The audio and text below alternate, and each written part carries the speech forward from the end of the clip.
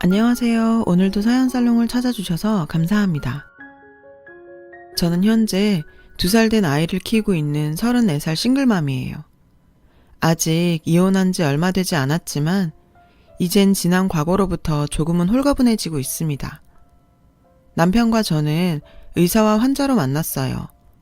우리가 처음 만난 건 충치가 도저히 참을 수 없는 지경에 이르러서 회사를 조퇴하고 치과에 갔던 날이었어요. 접수를 마치고 대기하는 동안 들리는 의료 장비들 소리에 저는 잔뜩 겁을 먹고 얼어 있었죠. 어린아이도 아닌데 잔뜩 긴장한 얼굴로 치료 의자에 앉았고 제 치료를 맡았던 남편은 저와 다르게 아주 여유로운 미소로 인사하며 어디가 불편하세요? 라고 물었어요. 저는 충치가 있는 자리를 대충 가리키며 설명을 했고 남편은 많이 아팠을 텐데 왜 이제 왔냐며 혹시 겁이 많냐고 말을 걸어주었죠. 저는 네 하며 의자에 누웠는데 어쩐지 심장이 막 두근거렸어요. 하지만 곧 시작된 통증에 괴로워하자 남편은 괜찮다며 자기가 이 병원에서 제일 안 아프게 치료하는 의사라고 저를 진정시켜 주었죠. 그 순간 어처구니 없게도 저는 이 사람 정말 다정하다. 이 사람이랑 사귀는 여자는 얼마나 좋을까? 이런 생각을 했어요. 그렇게 다른데 정신이 팔려서인지 통증은 조금 잦아드는 듯 했고 그 아프다는 신경치료를 생각보다 무사히 마칠 수 있었죠. 전동의자가 올라가고 남편 얼굴을 마주한 저는 다시 심장이 쿵쾅거렸어요.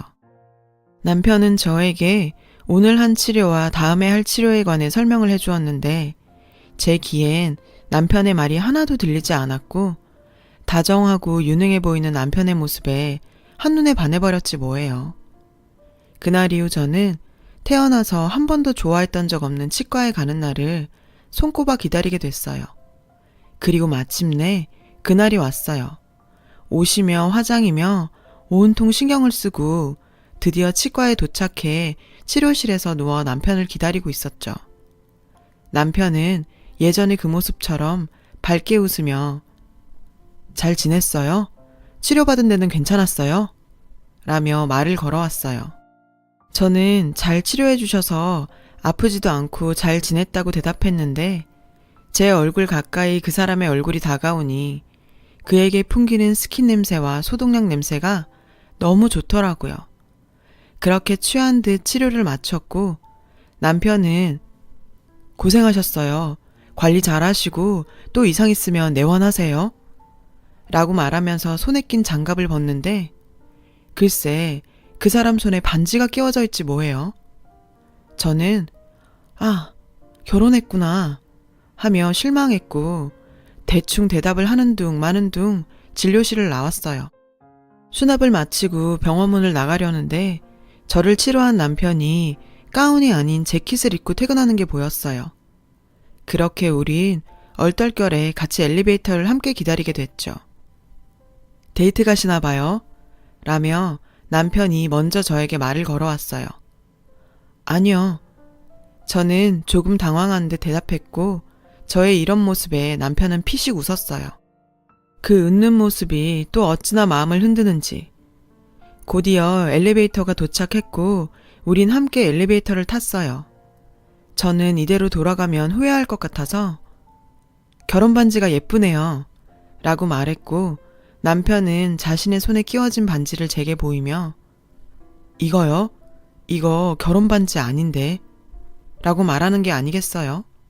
저는 놀라서 그럼 커플링인가요? 라고 되물었죠. 남편은 웃으며 이거 이래봬도 피앙세 반지인데 라고 하더군요. 그제야 반지가 좀 특이하다고 느꼈어요. 저는 민망하면서도 이 남자가 유부남이 아니라는 사실에 기쁜 나머지 그런데 왜 피앙세 반지를 본인이 끼고 있어요? 라고 물었죠. 그러자 남편은 이건 여기까지 말하는데 그때 얄궂게도 1층에 도착한 엘리베이터 문이 열렸고 저는 내려야 했죠.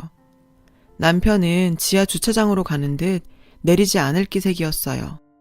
이대로 헤어지면 끝일 텐데 용기 내서 차라도 한 잔 마시자고 할까? 저는 엘리베이터 문이 열려 있는데도 우물쭈물 망설였어요. 그러자 저의 이런 마음을 알았는지 남편도 엘리베이터에서 내리지 뭐예요. 저는 놀라서 지하로 가시는 거 아니냐고 물었는데 남편은 웃으며 반지에 대한 설명을 안 하면 집에 가서 잠이 안 올 것 같다고 시간 괜찮으면 근처에서 커피 한 잔 같이 마시자고 하더군요. 마침 커피가 엄청 마시고 싶다면서요. 저는 남편의 센스 있는 모습에 더욱 끌려 남편을 따라 커피를 마시러 갔고 2시간 넘게 이야기를 나누다가 연락처를 주고받고 헤어졌어요. 얘기를 나누면서 알게 된 건데 남편이 끼고 있던 피앙세 반지는 아직은 인자가 없는 반지더라고요. 사랑하는 여자가 생기면 주려고 사서 끼고 있었다나요. 결국 그 반지는 제 것이 되었고 저희는 1년간의 연애를 끝으로 결혼을 약속했어요. 회사 동료와 친구들은 잘생긴 치과 의사와 결혼하는 저를 어찌나 부러워하는지 절대 외모나 조건을 보지 않았다고 말하면서도 저는 은근 이 상황이 싫지 않았어요. 제가 생각해도 제가 괜찮은 결혼을 하는 것 같았거든요. 하지만 역시 잘 나가는 아들을 가진 어머니는 콧대가 높았어요. 저에게 의사 남편을 얻으려면 열쇠 몇 개는 가져와야 한다는 둥 입이 떡 벌어질 혼수 목록이 적힌 종이를 건네시더군요. 혼수 목록을 보니 온통 당신이 입고 쓰실 물건들이었죠. 저는 이 결혼을 꼭 하고 싶었기에 이런 건 저희 결혼과 상관없지 않냐고 따지지도 못했어요. 당시 저는 결혼 자금을 모으려고 적금을 붓고 있었지만 혼수 목록을 채우기엔 턱없이 부족했어요. 하는 수 없이 지방에서 고깃집을 운영하시는 부모님께 사정을 얘기했죠. 그랬더니 저희 부모님께선 사위가 의사인데 뭘 못해주겠냐며 빚을 내서라도 혼수는 해줄 테니 아무런 걱정 말라시며 힘을 실어주셨어요. 그렇게 부모님의 도움으로 혼수 목록을 모두 채웠고 저희는 마침내 남편이 장만한 30평대 아파트에서 신혼을 시작하게 됐어요. 친정부모님께 손 벌린 것도 죄송하고 아파트 역시 대출이 있어서 저희 부부는 맞벌이를 하며 여느 신혼부부처럼 행복한 시간을 보냈고 그렇게 1년이 지나자 시어머니께선 신혼생활도 할 만큼 했으니 슬슬 아기를 가지라고 압박해오기 시작했죠. 저는 아직 대출금도 남았고 아이를 가지면 직장을 다닐 수 없으니 조금 더 시간을 갖고 싶다고 말했지만 시어머니는 그러게 네가 집이라도 떡하니 장만해왔으면 좋았지 않았냐? 다들 의사 사위 보면 병원이고 집이고 외제차까지 처가해서 다 해주는데 넌 뭘 해와서 시어머니 말도 우습게 하냐? 라며 윽박지르는데 전 너무 놀라 순간 아무 말도 못했어요. 그날 밤 저는 남편에게 울면서 낮에 시어머니와 있었던 일을 얘기했고 남편은 저를 안아주며 자기가 대신 미안하다고 말해주었죠. 하지만 거기까지였어요. 그날 이후 남편은 무슨 바람이 불었는지 공부를 해야 한다며 퇴근이 늦어졌고 집에 와서도 공부를 한다며 서재방에 틀어박혀 나오지 않았어요. 저는 그런 남편 때문에 혼자 밥을 먹거나 남편을 기다리다 먼저 잠드는 날이 많아졌고요. 어머니가 또 성화를 부리실까 불안한 마음에 빨리 아이라도 가져야 할 것 같은데 남편이 따라주지 않자 저는 점점 예민해져 갔죠. 그렇게 사이 좋던 저희 부부는 저희 예민한 탓에 싸울 일이 늘어갔어요. 당연히 사이가 나쁘니 아이를 갖긴 힘들었고 결국 또 시어머니는 아무래도 제가 불임일까 걱정된다며 한의원에 가자시며 무작정 제가 다니는 회사로 찾아오셨어요. 저는 보는 눈도 많고 해서 대충 사유를 만들어 회사에 반차를 냈고 어머니를 따라 한의원에 가서 진맥을 받았어요. 선생님, 저희 며느리 어떤가요? 도통 아이 소식이 없어서 제가 요즘 잠도 못 자요. 시어머니는 마치 제가 무슨 큰 잘못이라도 한 것처럼 의사 선생님께 얘기하시는데 어찌나 민망하던지. 하늘을 봐야 별을 따지 이건 약을 먹는다고 해서 해결될 문제가 아니라는 걸. 차마 시어머니께 우리가 요즘 이렇게 산다고 얘기도 못하고 답답하기만 했어요. 결국 100만 원이 훌쩍 넘는 약을 짓고 집에 돌아온 저는 카드 영수증을 보며 한숨을 쉬었죠. 시어머니는 제가 먹을 약이니 저보고 계산하라 하셨고 먹어봤자 소용없는 걸 알면서도 약값을 카드로 긁었더니 영수증을 보니 또 부하가 치밀어 오르더라고요. 결국 M1 카드 영수증만 푹푹 찢어버렸어요. 그날 저녁도 남편은 퇴근이 늦었고 집에 와서는 서재방에 틀어박혔어요.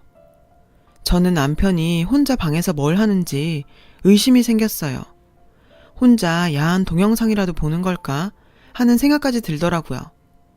저는 도저히 안 되겠다 싶어 무작정 남편의 서재로 들어갔어요. 남편은 누군가와 통화를 하면서 열심히 대화 내용을 받아 적고 있었죠. 그러면서 저한테는 조용히 하라는 듯 검지손가락을 들어 쉿 하는데 순간 짜증이 치밀어 올랐어요. 저는 남편의 통화가 끝나길 기다렸다가 얘기 좀 하자고 했고 오랜만에 남편과 마주 앉았어요. 그동안 참았던 것을 한꺼번에 토해내듯 말했어요. 그런데 그렇게나 다정했던 남편의 얼굴은 오간데 없이 짜증난다는 얼굴로 시간을 견디는 남편이 앉아있지 뭐예요.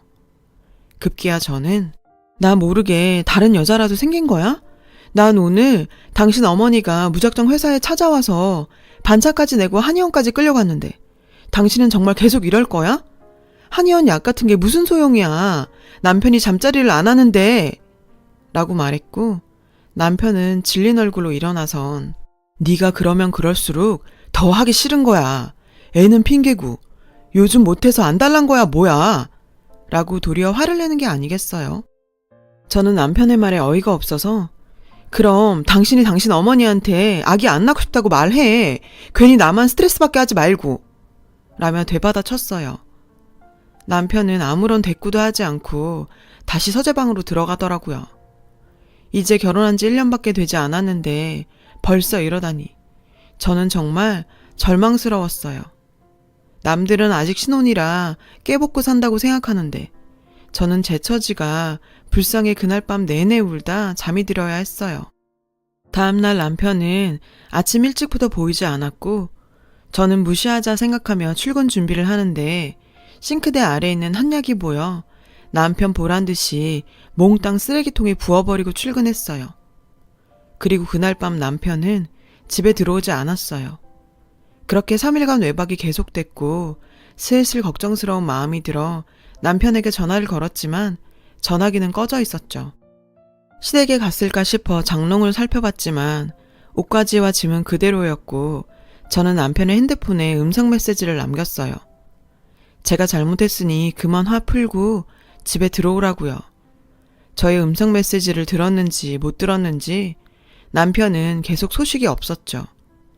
다음날 남편이 근무하는 치과에 갔어요. 그런데 황당하게도 남편이 병원을 그만뒀다지 뭐예요. 직장도 그만두고 잠적한 이 남자를 어떻게 해야 하나 머릿속이 하얗게 되는 것 같았죠. 참다 못해 시어머니께 전화를 드렸어요. 시어머니께서는 마침 전화를 잘했다며 다짜고짜 만나자고 하셨고 그렇게 시어머니를 만난 저는 또 한 번 충격적인 얘기를 듣게 됐어요. 글쎄 남편이 저 모르게 결혼 전부터 꾸준하게 주식 투자를 했는데 최근에 개원하고 싶은 욕심에 크게 투자를 했다가 잘 되지 않아 빚만 지게 생겼다고요. 그걸 해결하려고 퇴직금도 다 털어넣었지만 되지 않아 갚아야 할 빚이 5억이 넘는다는 거예요. 너무나 황당해서 말이 안 나오는 제게 어머니께선 이제 내 아들 어쩔래? 라고 하시길래 그게 무슨 소리세요 어머니. 오히려 여태 모르고 당한 건 저예요. 라고 말했지만 시어머니는 끝까지 제 탓을 하셨죠. 마누라를 잘못 만나 내 아들이 거지꼴이 된 게지. 네가 남편 빚 다 갚아. 잘 사는 처가를 만났으면 왜 아들이 개원할 생각에 이런 일을 당했겠어. 다 보잘것없는 집안에 너랑 결혼해서 생긴 일이니 책임져라. 이러시는 거예요. 저는 시어머니께 책임을 지든 이혼을 하든 남편을 만나야겠다고 말했고 시어머니는 지금 남편은 빚쟁이들에게 도망다니고 있어서 자신도 어디에 있는지 모른다고 하시더군요. 그러면서 남편이 쓰고 있다는 대포폰 번호를 알려주셨어요. 집에 돌아와 당장 남편이 쓰고 있다는 대포폰으로 전화를 걸었어요. 곧이어 남편의 목소리가 들렸고 저는 도대체 왜 이 지경까지 만드냐고 오열하며 바닥에 주저앉았어요. 그러자 남편은 그제야 개원을 해서 돈을 많이 벌면 저와 시어머니가 사이가 좋아질 것 같아 그렇게 되었다며 미안하다고 하더군요. 답답한 마음에 병원을 왜 그만뒀냐고 물으니 금방 벌면 갚을 생각에 사금융과 병원 직원들에게까지 손을 벌렸는데 매일같이 걸려오는 독촉 전화와 돈을 빌려준 직원들 보기가 힘들어서 퇴직금으로 당장 급한 불을 꺼야 했다고 했어요. 집을 나간 이유도 곧 들이닥칠 사금융 사람을 피한 거라고 말하는데 그 집에 혼자 있을 내 생각은 했나 싶더라고요. 저는 다음날 살고 있던 남편 명의의 집을 내놨어요. 아무리 생각해도 당장 그렇게 큰 돈을 구할 곳이 없다고 판단했거든요. 하지만 이 사실을 알게 된 시어머니는 방방 뛰며 저에게 네 이름으로 대출을 받거나 퇴직금을 끌어다 쓰면 되지 왜 멀쩡한 집을 파냐고 화를 내셨죠. 어차피 대출이 많은 집이어서 팔아도 부족한 돈은 신용대출을 받아 해결할 생각이었는데 대놓고 제 이름으로 대출받아 해결하라는 시어머니의 태도에 저는 오만정이 떨어졌어요. 그래도 미우나 고우나 내 남편인데 저는 저에게 화를 내는 시어머니의 불쾌한 태도를 참으며 부족한 돈은 제 앞으로 빚을 내서 갚을 생각이라고 말했지만 그저 당신 아들 명의의 집이 날아간다는 사실만 가슴 아플 뿐 제 말은 들리지 않는 것 같더군요. 다행히 집이 빨리 팔렸지만 집 대출금을 해결하자 돈이 부족해서 결국 제 앞으로 2억의 빚을 더 내어 남편의 빚을 해결해야 했어요. 그 뒤 월세도 당장은 부담스러웠기에 차마 하기 싫은 시댁과 합가를 하게 됐고요.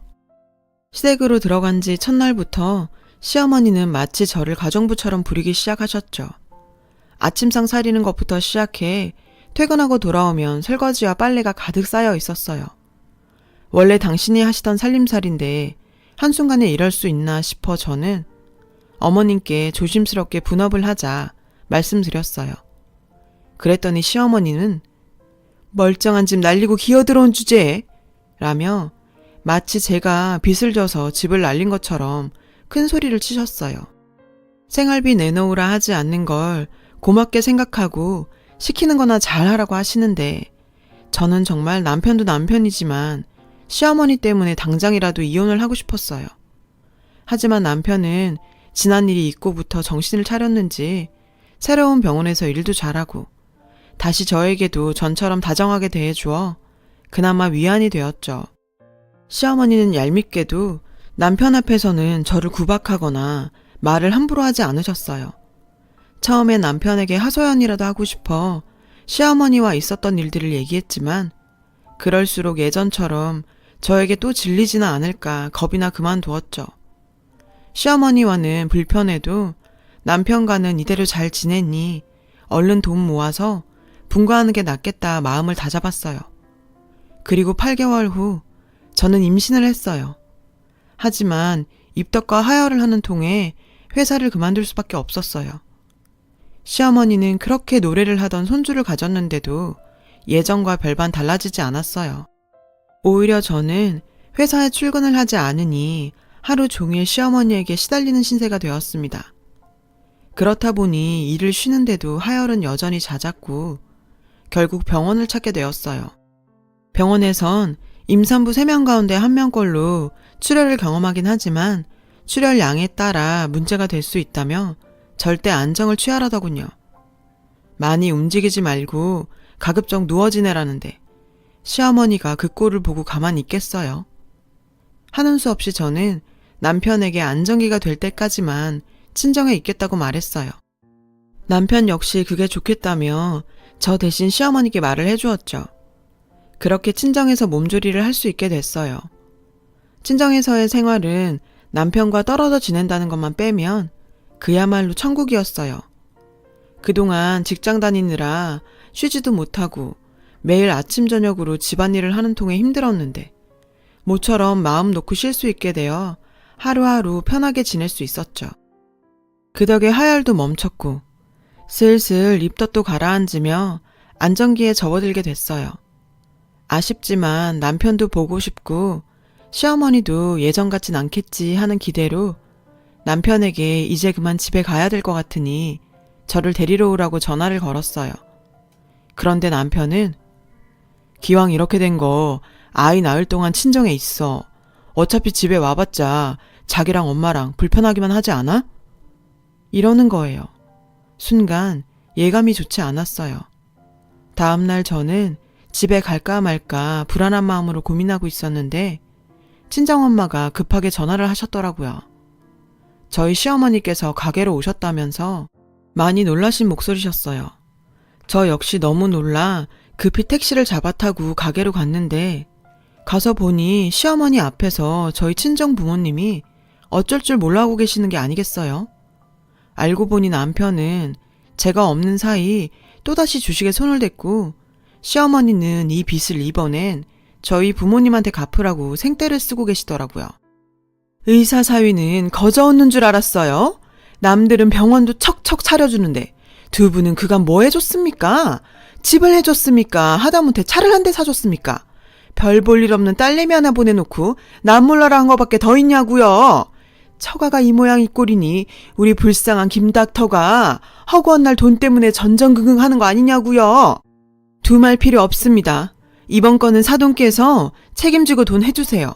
안 그러면 저도 안 참습니다. 세상에, 이젠 하다하다 저희 친정 부모님한테까지 돈을 뜯고 있더라고요. 저도 더 이상은 참을 수가 없었어요. 나 하나 힘들게 하는 건 어떻게든 참을 수 있지만 죄 없는 우리 부모님까지 시어머니한테 무참하게 짓밟히는 건 도저히 용서가 안 되니까요. 그래서 그간 참아왔던 말들을 퍼부었어요. 지금 뭐 하는 짓이에요? 왜 당신이 잘못 키운 아들의 뒷수습을 저랑 죄 없는 저희 부모님이 해야 하죠? 안 참으시겠다고요? 안 참으면 어쩌실 건데요? 저요, 이제 제가 더 이상은 못 참겠어요. 정신머리 나간 아들이나 던져놓군 이제 와서 뭐라고요? 막대 먹은 시어머니 며느리 노릇도 못하겠고 툭 하면 사고나 치고 나몰라라는 남편 아내 노릇도 못하겠다고요. 그러니까 당장 나가요. 우리 가게에서 당장 나가라고요. 시어머니를 향해 소리쳤어요. 시어머니는 어이가 없다는 듯 물을 벌컥벌컥 마시더니 이혼은 하더라도 돈은 갚으라며 어깃장을 놓더군요. 얼마나 화가 나고 분하던지 빗자루를 들고 시어머니를 향해 휘두르며 가게에서 내쫓았어요. 그리곤 그대로 바닥에 주저앉았죠. 그렇게 전 남편과 이혼을 결심했어요. 친정 부모님은 뱃속에 아이도 있으니 참으라고 말씀하셨지만 이대로면 아이 앞에서 엄마가 할머니에게 계속 당하는 모습만 보이지 않겠냐며 그동안 겪어왔던 수모를 털어놨어요. 그러자 그때까지 사위의 빚과 딸이 시어머니에게 당한 홀대에 대해 전혀 몰랐던 친정 부모님은 충격에 아무 말도 하지 못하셨어요. 더 이상 이혼을 반대하지도 않으셨고요. 저는 그날 밤 결심을 굳히고 남편에게 이혼 통보를 했어요. 남편은 뱃속에 아이도 있으니 절대 이혼만은 할 수 없다고 버텼지만 결국 저는 이혼 소송 끝에 이혼을 할 수 있었어요. 하지만 이혼만 되었을 뿐 위자료와 태어날 아이의 양육비는 받아내기가 어려웠어요. 남편이 당시 또 무직 상태였고 재산도 없이 빚만 있는 상태였기 때문에 당장 분할할 재산이 없었거든요. 저도 임신을 하고 직장이 없는 상태였기 때문에 아이를 낳으면 당장 어찌 사나 매일 고민이 깊어갔는데 시어머니는 하루가 멀다 하고 저에게 협박 전화와 문자를 보내지 뭐해요. 자기네 집 씨를 제 마음대로 뺏어갔다며 그깟 돈 때문에 남편과 가정을 벌이냐며 비난하는데 저는 더는 못 견디겠다 싶어 시어머니한테 편지를 보냈어요. 결혼 전 시어머니가 저에게 주셨던 혼수 목록이 집에 있었거든요. 저는 그 봉투 안에 당시 장만했던 물건의 가격을 일일이 적어 합계를 냈고 카드 내역을 뽑아 첨부했어요. 그리곤 계속 이렇게 협박하시면 무슨 수를 써서라도 돌려받겠다고 저 역시 글을 써서 보냈고요. 그리고 다음날 제가 보낸 낡은 봉투에 든 편지를 받은 시어머니한테서 전화가 왔어요. 욕설과 고성을 지르시길래 그동안 보내신 문자들을 증거로 협박죄로 고소할 거라고 지금도 녹음 중이라고 말했더니 바로 전화를 뚝 끊더군요. 그 뒤로 문자와 연락은 일체 딱 끊으셨고요. 나중에 듣기로는 억울하고 분해서 화병이 났다나 뭐라나. 그 소리를 듣는데 그동안 쌓인 채증이 쑥 하고 한꺼번에 내려가는 것 같더라고요. 남편은 그 뒤로 다시 병원에 취직해서 자기 빚을 갚고 있고 저에게 얼마 되진 않지만 아이의 양육비를 꾸준히 보내주고 있어요. 지난날을 반성하며 시어머니와 연을 끊고 열심히 살 테니 재결합을 하자고 얘기하는데 저는 하도 당해서 그럴 생각은 절대 없다고 했죠. 지금은 새로운 직장에 들어가 아이를 키우며 열심히 살고 있어요. 비록 넉넉하지 못한 생활이지만 지난날을 생각하면 하루하루 너무 행복한 날들을 살고 있습니다. 끝으로 저처럼 홀로 아이를 키우는 분들에게 우리 더욱 힘내서 사랑하는 우리의 아이와 더 많이 행복해지자고 말하고 싶어요. 지금까지 저의 긴 이야기 들어주셔서 감사드려요. 여러분, 사연 댓글에 응원과 현명한 조언 부탁드려요. 좋아요와 구독은 저에게 큰 힘이 됩니다. 오늘도 좋은 일 가득하세요.